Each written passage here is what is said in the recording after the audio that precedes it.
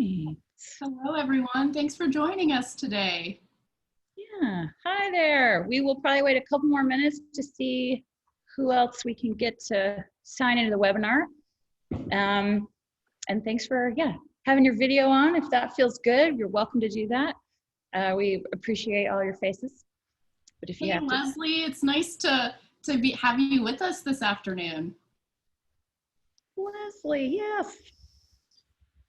Was she around? Maybe she's getting some snacks or a drink. That's what I'm doing when I have my video and sound off. Cool. All right. Well, yeah, let's wait a couple more minutes. Oh, Leslie says she's on her computer. It doesn't have audio or video, but she's here. Hi, Leslie.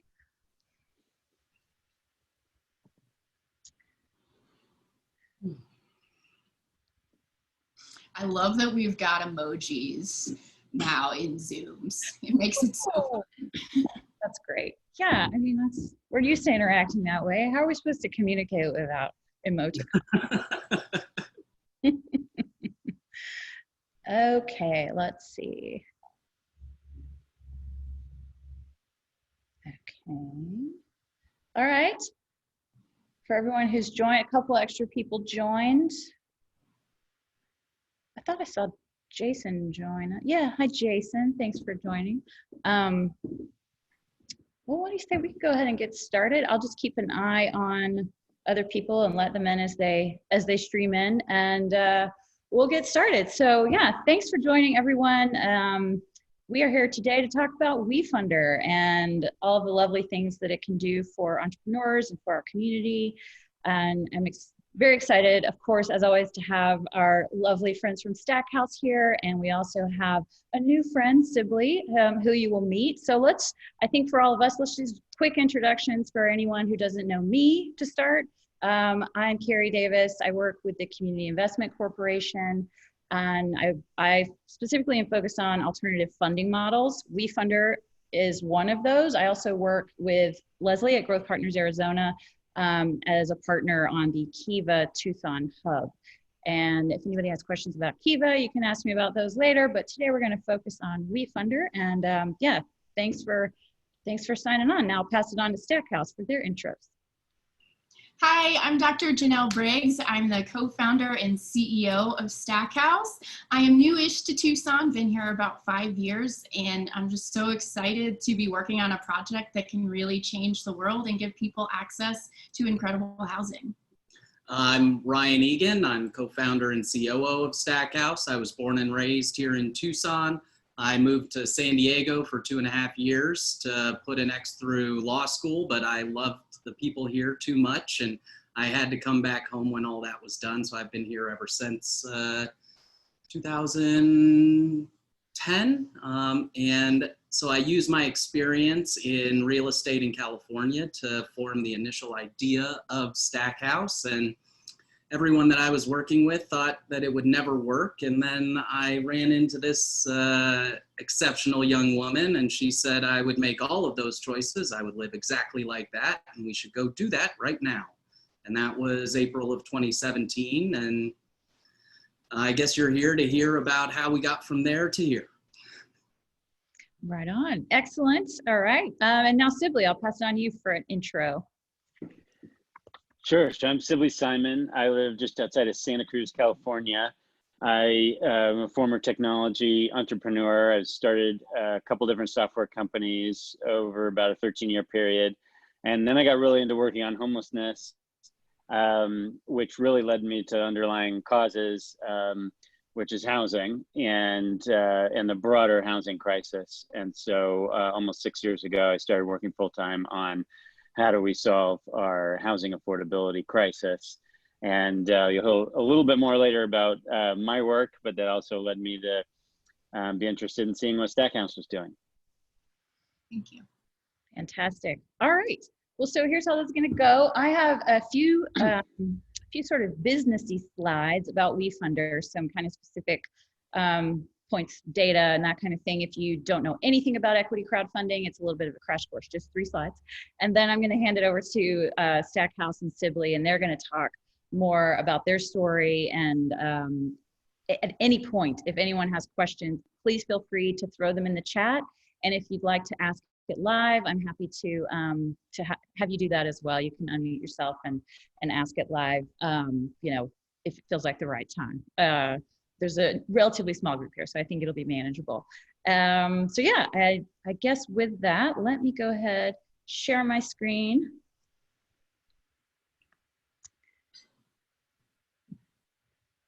And here we go. Okay. Oh, I made a title slide and I forgot to put it up. Always.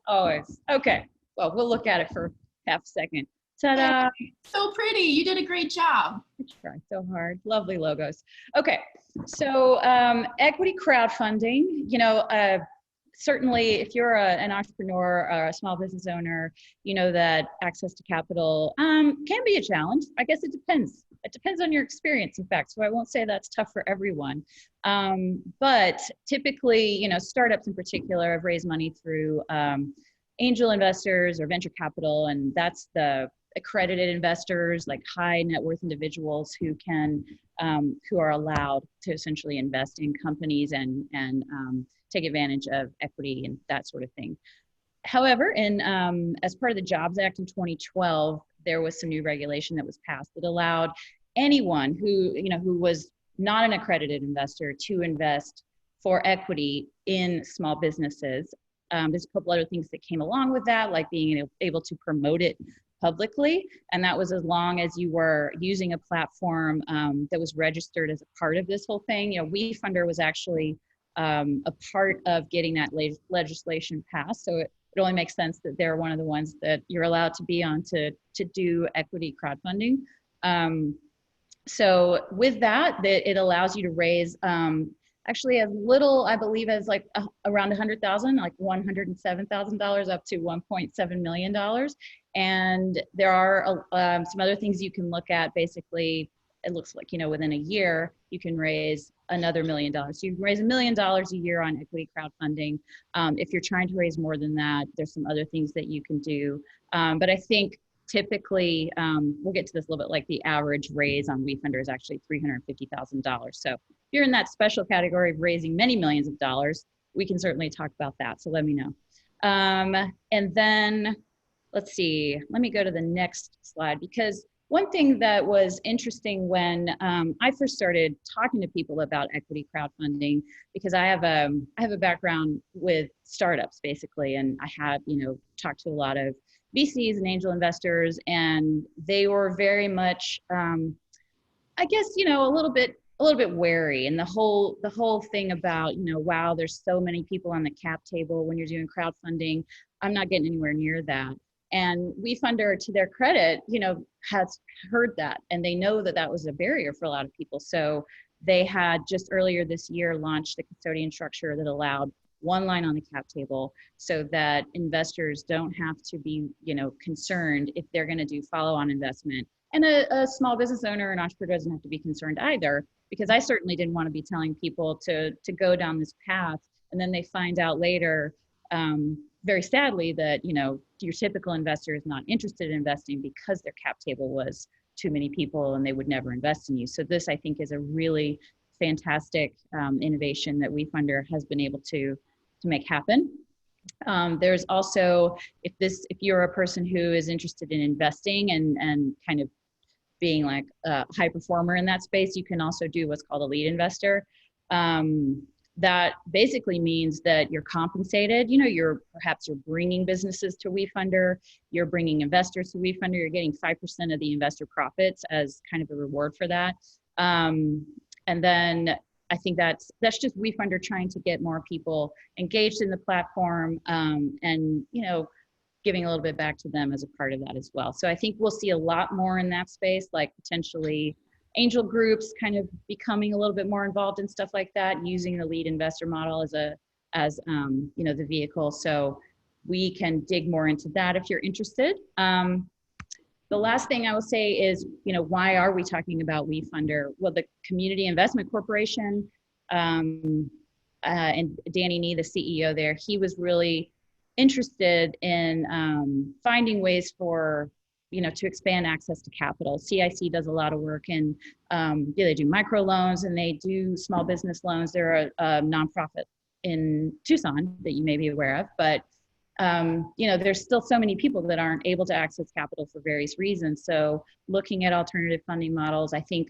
something that we're definitely going to get into on this call is, businesses that perhaps aren't are interesting to the community, but are they as interesting to your standard like VC? How do we bridge that gap? Like I've seen some really exciting companies go up on Wefunder that may not have received funding in the same way. So I think it opens up a whole, it's a whole new space for entrepreneurs to take advantage of, or funding at different points of their business that is really critical for building a business. So that's why we have partnered with Wefunder. As a part of that partnership, Wefunder typically takes 7.5% off the top of what you raise. But if you go through our partnership, that's reduced to 6.5%. So that's a little bonus for you.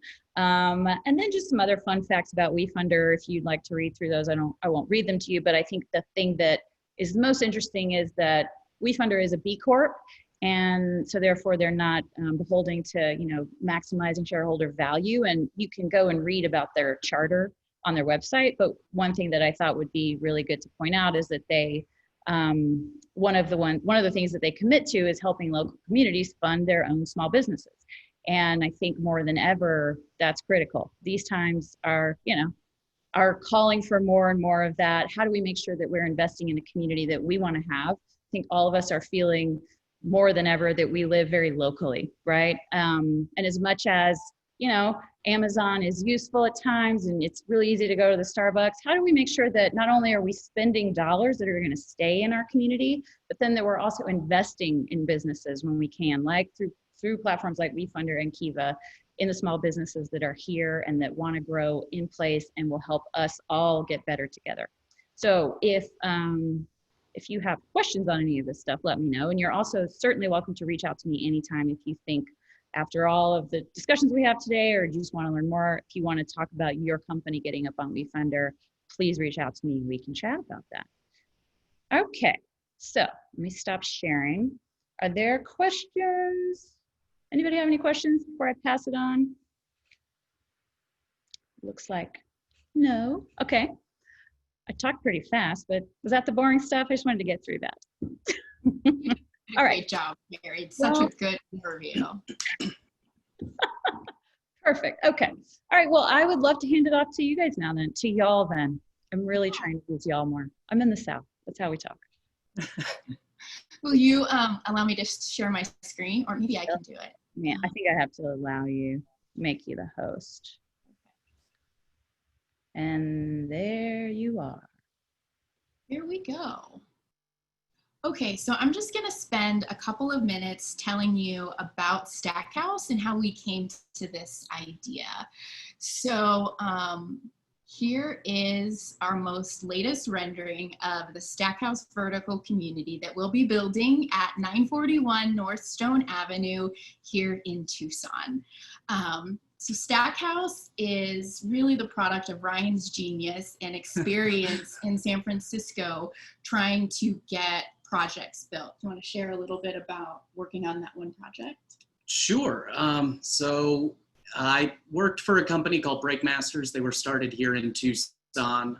They're now 70 stores in 5 states. When the recession hit, they stopped building stores and started looking for other ways to make money in real estate. At the time, I was negotiating short sales, essentially talking banks out of their own money. And so they asked me to come over and do the same for them, to buy notes to get to property.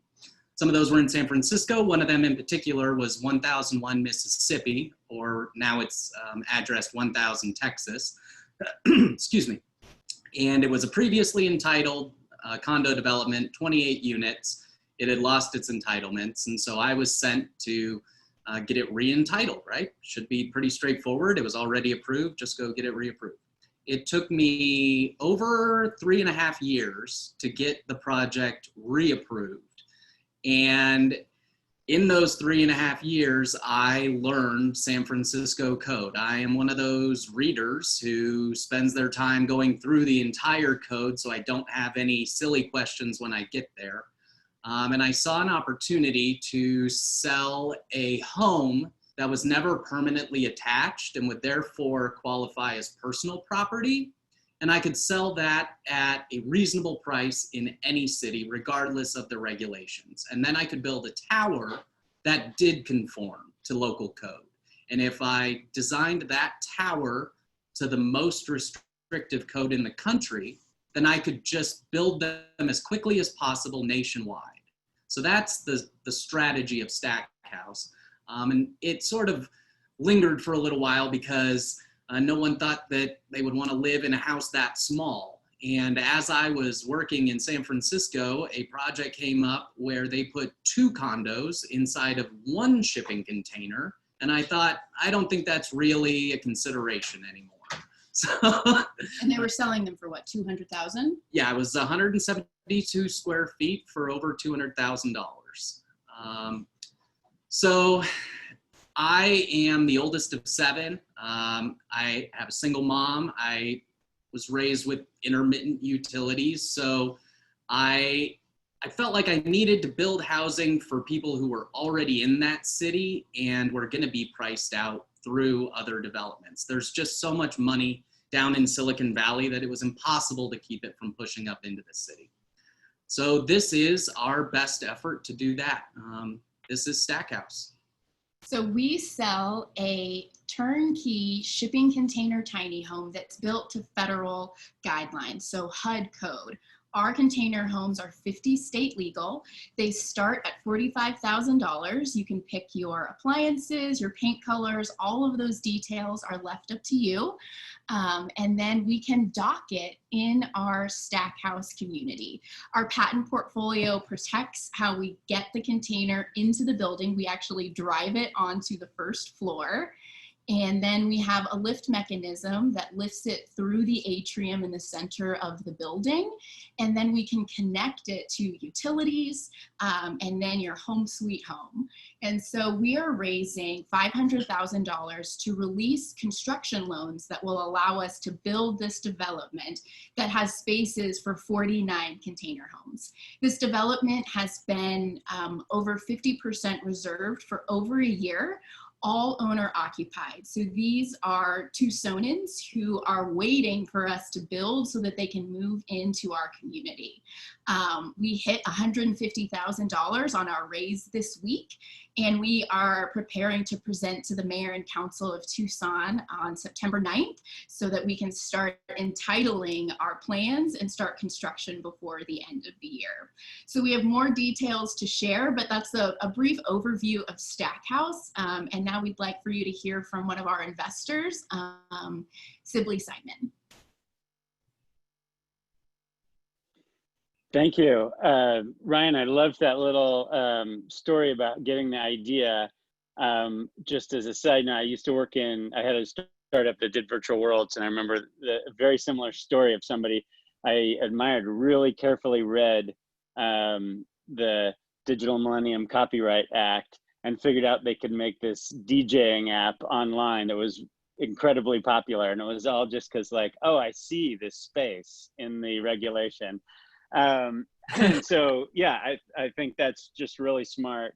And it's you know, the modern, urban, better built version of affordability that mobile home parks have been, you know, and I don't mean to in any way say anything good or bad about it with that comparison, but there's from a regulatory and affordability point of view, it is that, but I see it as a, you know, a desirable product for long in the future, you know, that could be, it's just so great. So, you know, in my own story, I want some permanent supportive housing because we were struggling to get folks out of long-term, even when we had rent for them, had services to help them with their personal needs. And quickly, you know, had an analogous experience that Ryan had where it's like, wow, you know, getting permission to build 10 units, you know, was just as much brain damage as trying to build 100 units. I quickly figured out. And, you know, couldn't compete with high-end condo developers for land prices, stuff like that. So where I went with it is trying to develop a lot more less expensive urban infill housing At this point, primarily using traditional building methods and modular construction in some cases. But where I've departed from tradition is in the funding model, first and foremost. And so realizing that either we had publicly subsidized great affordable housing, there's just not nearly remotely enough of it. That's its only downfall, is there's not enough money to build enough of it to solve the need. And or we had traditionally funded housing development, which is seen as very high risk because exactly what, especially in expensive markets, because of what Ryan was describing, so hard to get things approved. And if you have to spend years of cost when you don't even know the project can happen, you're going to have investors that want a super high return, 20% annual return, whatever, for taking that risk. And it sets you down the road of high-end condos built to the top of the market. And that plays a role. Those, that housing needs to be built and sold because there's a market for it. Otherwise, it'll bid up everything else. But neither of these models, government-funded model or, high-end for sale model, can meet the need for the vast majority of people. So, so what I'm doing is I created a nonprofit called New Way Homes, and it runs an impact investment fund. So it's taking investment from individuals, businesses, and foundations. So early on, we got a lot of loans from foundations. Put money in that fund that gets a modest return. We do a lot to reduce risk across lots of projects. And then we create projects that maximize affordability. And by setting a fixed rate for investors, rather than don't know how much you're going to get out of it, fixed rate, then we know that's how much investors need to get paid, and everything else we do is about housing affordability. Then we have more very low income or the permanent supportive housing, or just below market housing that like teachers that work in that community can afford instead of having to commute from an hour and a half away, which happens a lot in California. So, so that's in a really quick nutshell, that's what I'm doing. It's like different capital stack that leads projects down different ways. And then we're always looking for, what are ways to reduce cost, improve housing, do different, needs, student housing, whatever we need in different markets. And last thing I'll say about it is one thing we've really run into is a huge opportunity in land owned by nonprofits. So we're actually, most of our projects now, where we don't have to compete for land, nonprofits like churches or nonprofits serving folks who are homeless, but even community colleges or other folks like that who have land and see the need for housing are investing their land in our projects. So they still get a great return long-term and are part owners of the housing, but by not having to pay for that up front, we can get a lot more affordability. That's, quick view of some of what we're doing, why I too am, at least in California, I'm an expert in the zoning code and because you got to find all the ways to make anything work, and why I really perked up seeing Stackhouse, like, oh, this is something that could really expand, lead it, and be that like 21st century great quality version of what people do bring up to me. Shouldn't we have more mobile home parks because at least those are inexpensive? But it's a low density thing, and this way you can have more mixed income in the Stackhouse model. Urban just fit within that landscape, and I just think that could be fantastic. So I'm excited to be along for the ride. And then the very last thing I'll say is I've also been really passionate about being an impact investor for 20 years of looking for, things that I could invest in that might get a return, but that also are helping solve a problem. So when I look on things like Wefunder to invest, I want to see, there's environmental solutions out there, of course, housing, something I know more about, so it's exciting. And so I look for that both social return and financial return. And that was something I'm excited about here. And so, yeah, New Way Homes, we're still in the private stage of a Wefunder campaign, but we're going to be publicly marketing a Wefunder campaign starting sometime in September. So exciting. We can't wait to support you. Awesome. Thank you. I think that you raised 2 points about the real estate market that were sort of the contributing factors for our decision to go with Wefunder. And that is that there are really 2 kinds of real estate. There's get as much money as you possibly can for it real estate, and there is government subsidized housing, which is make as much money as I possibly can real estate, which is, there's no innovation in product in either. it is both restrict supply in order to facilitate construction. And so there's a lot of creativity going into how you build the investor stack, how there's a group out of Canada that has basically a co-op where you can purchase some small equity in the co-op and feel like you're an owner, but you can't get FHA financing, you can't get any of the other traditional housing things. And the product is a traditional kind of housing. And real estate itself, because it's been a business that's based on restricting product and supply, hasn't been very open to innovation. So we've been trying to raise money for, well, since 2017. And it's a very big ask to ask someone who has an existing real estate portfolio to pull money out of their existing engine that spits out money and put it into something else that might compete with their existing engine. So without Wefunder, I don't really see another path forward to housing innovation, because the 7-year cycle is dogma and everyone believes that it's a hard and fast rule instead of a supply and demand swing. I think also. Yeah, I think that's exactly right. I'll just jump in real quick and say, yeah, that's right. That we've found too, and we found our own ways to work through it. But there's either a lot of parties that say, well, I don't do real estate. That's its own thing. You know, and even impact investment funds or nonprofit lenders, or, you know, it's like, oh yeah, we don't do housing. You got to go to housing people to get investment in housing. And then you go to real estate folks, whether it's the more charitable side or it is the, you know, totally for profit side. And you're right, there's not enough housing being built in the United States. So the market is undersupplied. And so any given model can afford kind of to be lazy. There's not as much capital going in to, you know, meet the demand. And so they can say, oh, we got our pattern here. If we build this kind of condos in this kind of location, we make this much money, that's what we do, nothing else, you know? What? Yeah, like you said, why stop doing that if it's being successful?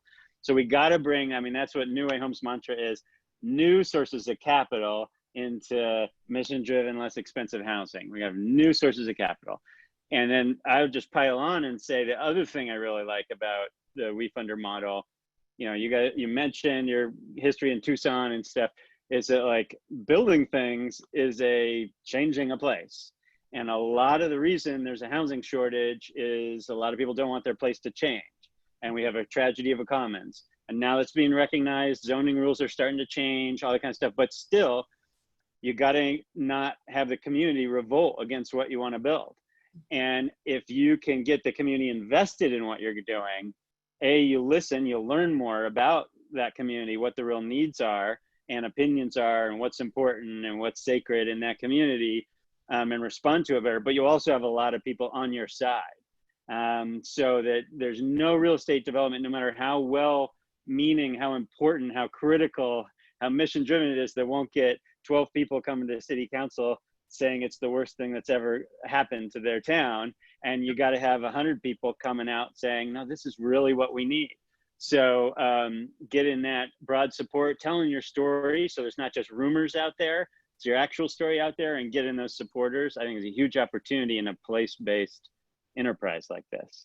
We've been very lucky to have the support of our community. When we started Stackhouse, we immediately started attending all of the like startup functions in town, startup coffees, pitch competitions. And so there's an amazing community here of folks who are really putting their money where their mouth is. And so we are incredibly grateful for the traction that we've gotten, and for the actual support of the neighborhood where we're building. We hosted a neighborhood meeting before we purchased our property to get their opinion.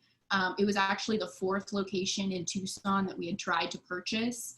And so we kind of had a reputation, but we wanted to talk to the folks, and they, believe it or not, they actually applauded at the end of our presentation and congratulated us for having a development that they were excited to have in their neighborhood. And that was a year after Habitat for Humanity failed to meet that threshold. It was like, wow. That's really impressive. I congratulate you on really working on that up front. That's great to hear. Thank you. It's Question. Oh, I'm sorry.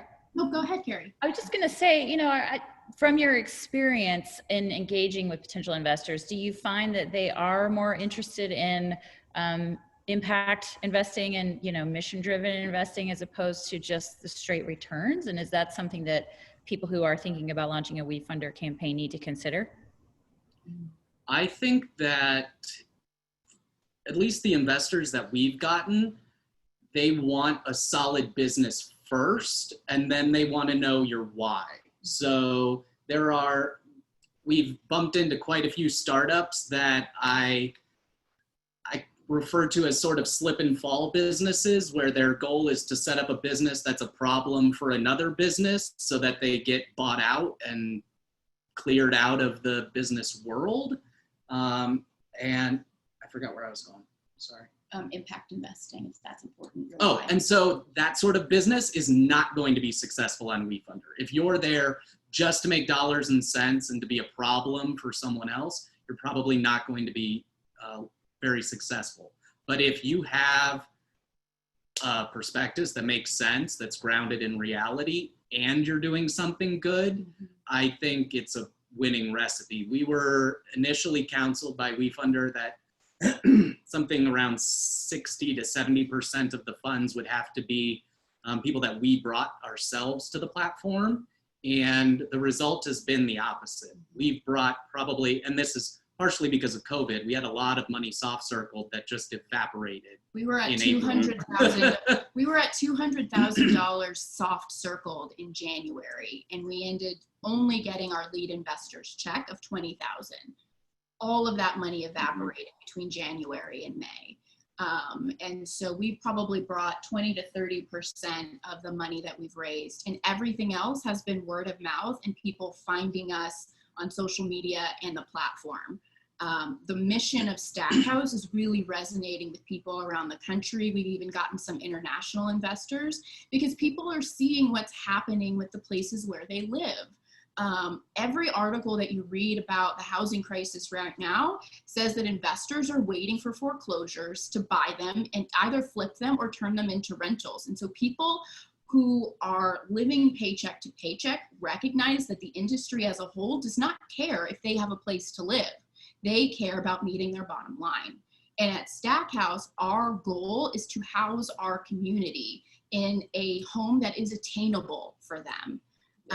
And so we try to use the word attainable rather than affordable as much as possible, because we recognize that the price point where Stackhouse is sitting right now is pricey when you think of affordability, because we have this misnomer that if it's affordable, it should be cheap. And if it's cheap, it should be for people who are poor. We have this whole kind of circular logic about who gets what kind of housing. And then we attach these artificial price points based on income levels that people should, it's just ridiculous. And so at Stackhouse, our goal is to provide a home. We know that to live and to thrive, you need a place to store clean and healthy food, you need a place to sleep, and you need a restroom. And we can fit all of that in 320 square feet.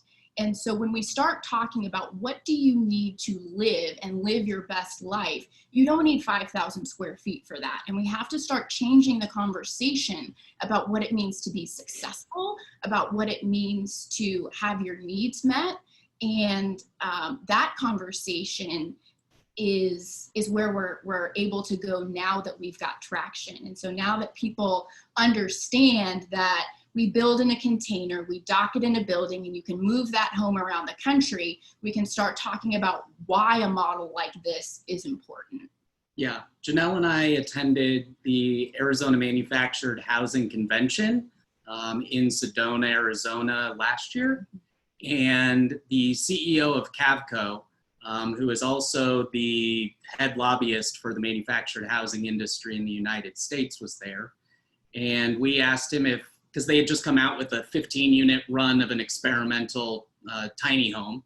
And I thought, hey, would you guys be interested in maybe building our units? And he said, we have 2 years of back orders for our existing models. We are not innovating. And he turned around and walked away. So we know that A, this is a problem that they're used to solving by just restricting supply and waiting until we're ready to pay them what they want to be paid. And B, they're not innovating. So to us, that said, we have at least a 2 to 3 year window where no one's watching and we can make a lot of progress, but we needed a platform like Wefunder to be able to make that progress. We had an email yesterday from someone who said, hey, I saw your Stackhouse website. When can I buy one? I want it to be my first home. So we are genuinely starting to make that sort of progress and getting there. But having a tool to say we have this many people standing behind us is essential. And it's also helped with the city. I did property entitlement and building here in Tucson for 10 years. And I've never been treated the way we have since the Wefunder raise, and they know that we have a group of supporters who are local. Nice. So could you speak a little bit about your journey to deciding to launch on Wefunder? I do have a question from Jason, who has asked, how much marketing did you have to do to get investors interested in your raise? And so I guess I'm just wondering if you could step through from starting it to getting to that point where you just mentioned, it's been word of mouth. Could you maybe do that for us? It has only been word of mouth. So we have been bootstrapped since we started. I rated my 401k, which had about 30 grand in it. And so I think altogether in the past 3 years, we've maybe spent $5,000 on marketing. $50 is all we had when we launched in June. We literally didn't have any money. We hit $100,000 and were able to pull those funds into our account. That's the most money I've ever seen in my lifetime. I've never even made that much money. The highest salary I've ever had was $40,000. And so she's a doctor and I'm a community college dropout. It's really been just a labor of love and friendship and community. We haven't had money to market. So we've got a Google Ads campaign now that we're running, but even that is shoestring because I don't think it's in our best interest to spend investor dollars on ads. And so we're hosting events, we're doing Facebook Lives, we're posting a lot, we're doing things that are free because we need this money to release our construction loan. Even now with $100,000 in the bank, I don't have 30 grand to spend on a Google Ads campaign. Yeah. And so we are taking every opportunity to meet with folks, ask for introductions, because that's what we have and that's what's in the best interest of our business. That's one thing to be cautious of. After we launched, probably within 2 or 3 weeks, we started getting inundated with marketing firms who had basically run through all the clients on Kickstarter and were looking to do something else. And we are the type of group that follows up and we ask previous clients how their experience went. And in every single one of those, they had maybe gotten 2 referrals total. And we're talking about like $5,000-$10,000 retainers to get 2 or 3 referrals. So I wouldn't say don't hire them, but definitely ask for satisfied customers and follow up. Right. And one thing. And you can talk to, I would just want to add on that and talk to Wefunder staff, because there are just a couple firms that have, it still is a cost. So it may or may not be right for any given campaign. But there's a couple firms that do really much more rigorously figure out, if for every dollar you spend on a Google ad or Instagram ad or whatever, then, then you're getting $8 or $9 of new investment in, and so some very low cost experiments with that. And then once you hit that, then you put more, investment into that campaign and ramp it up because that's a much more reasonable investment at that point. Right. And then when you hit a certain threshold on Wefunder, they start to invest in paid media advertising for you. I believe it's $100,000. Yep. So that I think is going to Exactly. be a huge, they have, I think it's 667,000 investors around the world. Another question a couple questions from the audience. So one, let's start first with the nuts and bolts question. So Danny is asking, that, you guys did apply to Desert Angels and presented, what did you find to be the most important or biggest differences between trying to get angel investing versus equity crowdfunding? I guess this is a question for Stackhouse, sorry, Sibley, but you can chime in if you have any experience there too. So I think for us to speak to the Desert Angels specifically, and Sibley, the Desert Angels is a local angel investment group in Southern Arizona. And it's important to state that they are the only angel group in Tucson. So they sort of own the monopoly for this market. There's one or two others in Phoenix, but they don't really play well together. So we had the opportunity to do a modified pitch to the Desert Angels in February because we were selected to the Forge at Roy Place Incubator with the University of Arizona. And so the Desert Angels as a group generally invests in patent spinouts of the university and med tech companies. So we were always going to be a stretch for them. But it just so happened that our pitch coincided with COVID. And so we were just a hard no from the group. But I think we had the highest score on their Proceeder that anyone had seen in over a year, but still. we were a no. They are also a group of investors who were advised by their real estate friends that there was going to be a bunch of foreclosures coming soon. And so just wait and you'll be able to clean up. I have that in writing also. So the advice that they were getting, we don't agree with ethically. And I think so Stackhouse Tucson is our prototype, and we haven't talked about that really a whole lot, but the financing that we've been able to procure for this location is very expensive. And so we are profitable, but we make nothing compared to what we do in major markets like Denver or San Francisco. Part of that is the rents that we can command in Tucson. And I saw a question in the chat. Rents in Tucson will run between $650 and about $1,200 a month on the high end. And those rents range between floors and location in the building. So views and then penthouse has the highest price. But those rents are also a function of having to pay the debt service on a 3-tiered loan, essentially, to be able to build. And so we also have to talk about the fact that building something that's never been done anywhere in the world is very expensive.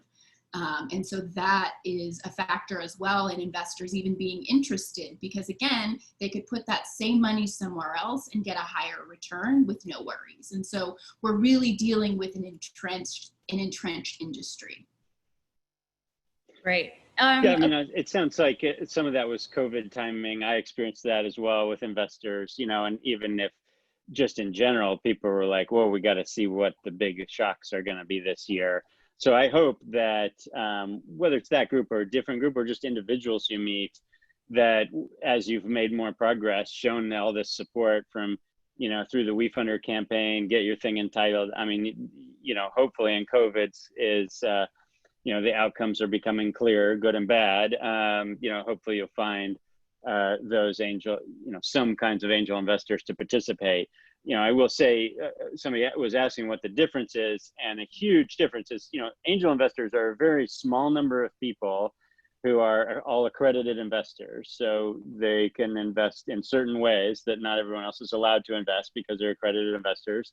And you're up to, it's a very, unlike even venture capital firms or private equity firms, like you just got all the quirks of personality. It's just, it could be a bad day when you talk to that angel investor, or it could, they could have, so many people have had like, oh, my cousin invested in this real estate deal and it got sued, and so I don't like real estate, all kinds of things. It's just, you got a very sort of random hit or miss with a very small number of options to get angel investors. Whereas with crowdfunding, it's not accredited investors. It's everybody out there who might be interested, invest much smaller amounts typically. But, you only, it could be 1% of the people in your life want to invest in what you're doing, but you can find them and get them on Wefunder and build support from people you don't know with a great pitch up there. So you have way more chances for success, I think, with the crowdfunding. Great And point. it's also a completely different conversation. And so while Wefunder investors absolutely care about returns and they want to know that their investment will make money, it's also much more personal because you get to share more of who you are and your why, and that carries more weight. And I think that's because the investment is smaller. And so having that social impact piece is really pivotal for us on Wefunder because we get to not just talk about how we make money, but how we're going to make people's lives better. And that gets lost a lot with more traditional investors because they have that fiduciary obligation. And so when they're comparing an investment, if the other one makes more money, they're obliged to go in that direction. Whereas we can have a more holistic conversation about the need for social change and get people really excited about that. So we have more levers to get people invested because we can talk about more than just how much money we make. And those things carry weight.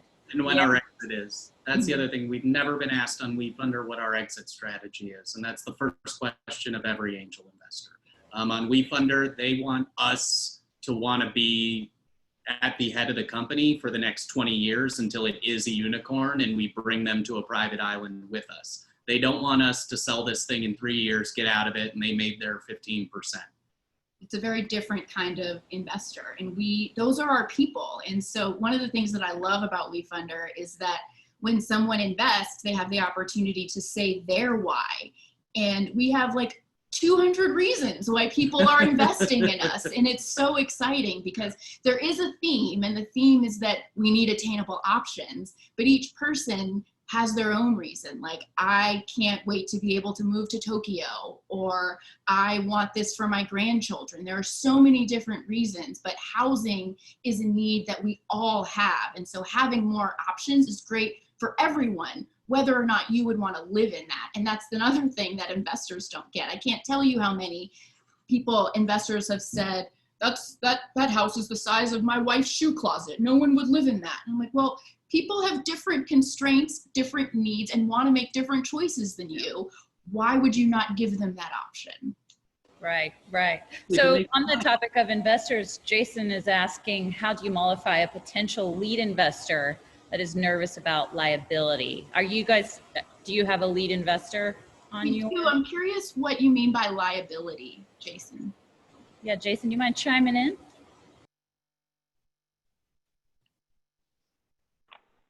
There you go. Can you hear me now? Yes. So so I have a potential lead investor that I've identified, and so he went and talked to Wefunder, and he talked to his lawyer, and his lawyer's like, well, you're going to represent all these shareholders, and if something happens, you could be open to liability for those Wefunder shareholders that you have voted for. And so I don't know how to answer that. It's like, if one of those shareholders decides to sue you as a lead investor because you made a decision for them, I don't know how to respond to that.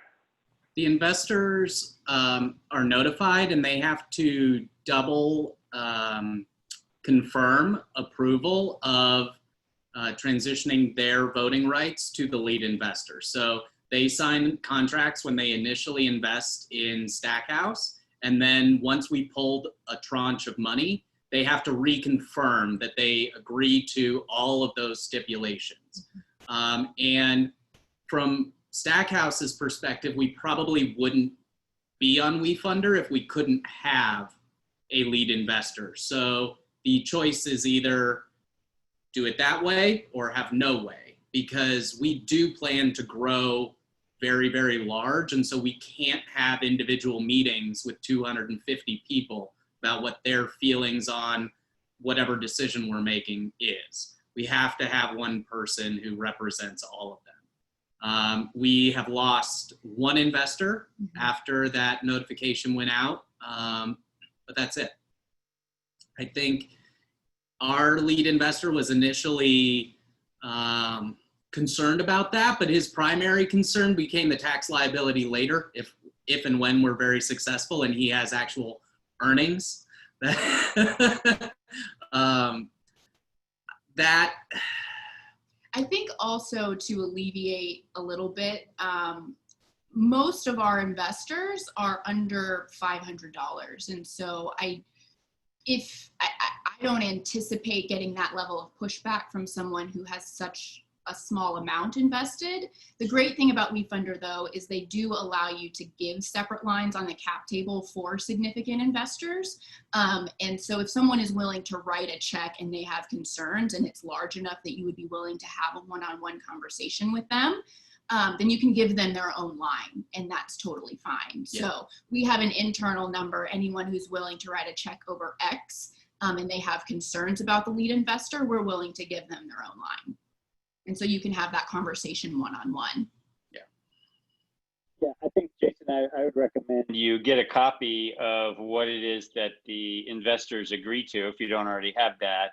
You know, maybe show that to this potential lead investor's lawyer, you know, where they see that, oh, the investor's really agreeing to something as part of their investment that they really don't have voting rights, and they, you know, and see what, I don't remember what actual legal language is in there about that, but you should, you know, check that out. I think, you know, that was a very good point that Janelle said. It's like, if somebody's invested, you know, even $1,000, they're not going to pay a lawyer to sue the company over a shareholder type lawsuit, which is going to cost them way more than that, you know, most likely. And lawyers don't want to rely on that, but I think that's a practical reality. And then thirdly, if this lead investor was super important to you, I mean, you could indemnify them in a direct agreement between the company and them, not involving Wefunder, and have their lawyer draft something up like that. If I knew that lead investor well, I would consider doing that in a company, because it's like you get directors and officers insurance, so your board of directors isn't liable, all those kind of things. You say, okay, if one of these crazy $500 investors on Wefunder decides to sue you because of how you voted when you were trying to do your best, okay, the company will indemnify you for that, and you have insurance, and you know, you do that.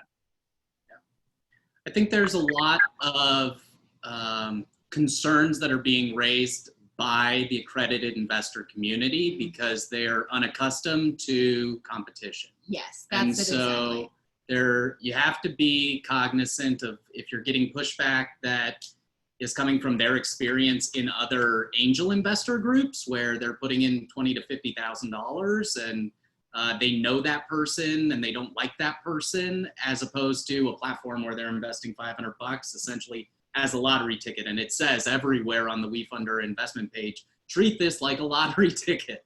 So, yeah.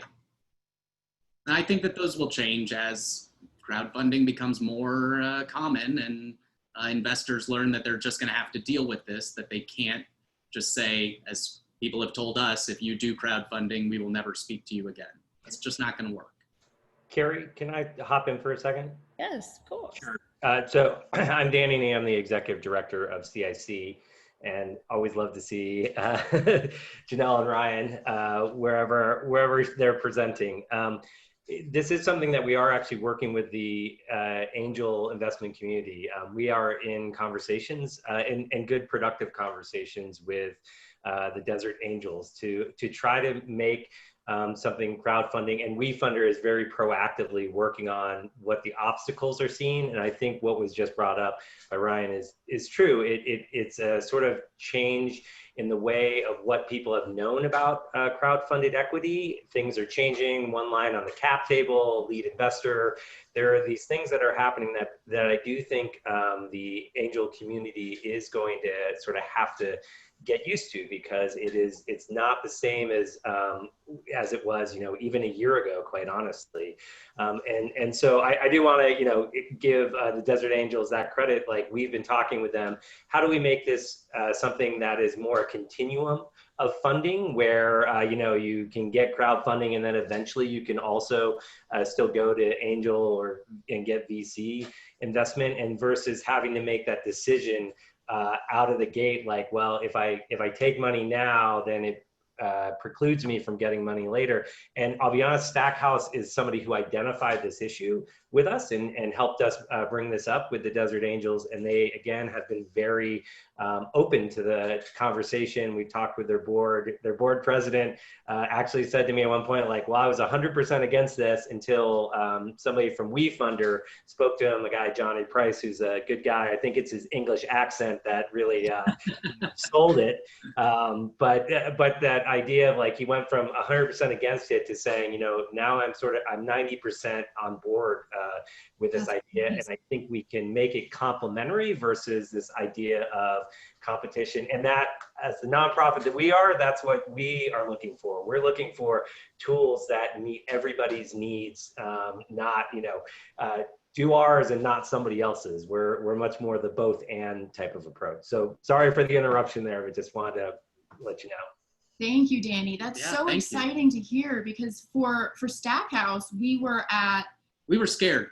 And we were at a crossroads. When they turned us down, we had already been turned down by most of the real estate investors in Tucson. And so we were like, well, if we do this, they won't talk to us later. But if we don't do this, we won't get any money at all. And so we were like, we have to try. And so, you know, it's try or quit. Exactly. We're not quitters, because the world needs this solution. And so I think also having the conversation about making sure that you ask angels and VCs, well, what else would you recommend a startup do? I've asked every VC that I've been introduced to, what would you recommend? And all of them are like, well, I guess that it could, maybe you should try it. And because they know that they aren't writing the check. And so it's really if I can't have it, I don't want anyone else to.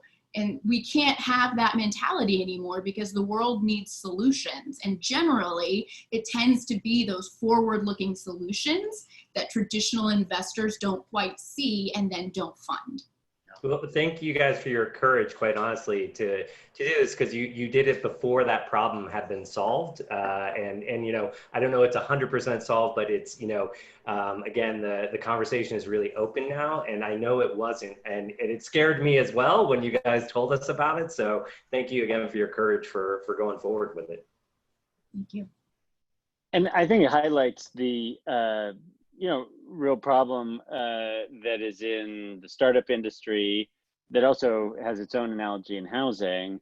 You know, it sounds so democratic that, oh, you know, young people can start tech startups and they can do well.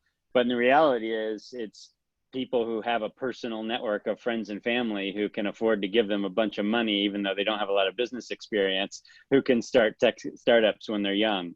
And you know, people who don't have that network, you know, are not in that position. And you know, it's really not a meritocracy in starting. And it's going to be very interesting to digress a little bit in, you know, with COVID and a lot of small businesses struggling.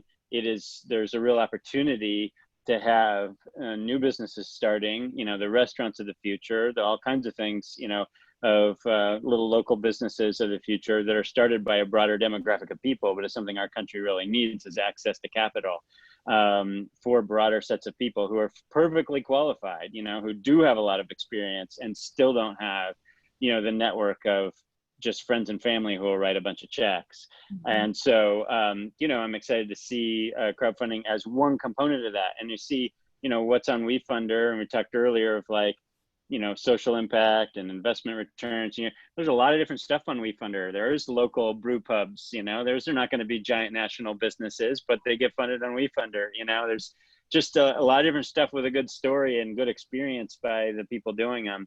So I think, you know, it's an inkling. We need more. We need other kinds of fundraising too, but it's an inkling more toward the meritocracy and more supporting people of more diversity.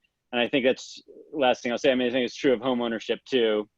We haven't touched on that today, but, you know, we have multiple housing crises in this country, and some of it's just pure affordability, but also racial equity and the history of incredible, you know, discrimination on housing, almost on more than on any other topic. that is responsible for most of the racial wealth gap in this country is housing discrimination. And the ability to have price points and financing models, like I've seen in some of Stackhouse's literature, we don't have to have a huge down payment, is really important for getting home ownership among a much more diverse set of people in this country. Such an important point, Sibley. Thank you for bringing that up. Right on. And I think we'll let that be the last word. That we are just at time. And I just want to thank everyone, Janelle, Brian, Sibley. It was so great to have you on today. Thank you so much for sharing your stories. And thanks to everyone who joined. Again, if you have any questions, please feel free to reach out to me, or, if you would like to talk more to our panelists today, let me know and we can get you connected. But again, thank you so much. Enjoy the rest of your Friday and have a great weekend. Thank you all so much. It was a pleasure. Thank you. Bye-bye. Bye.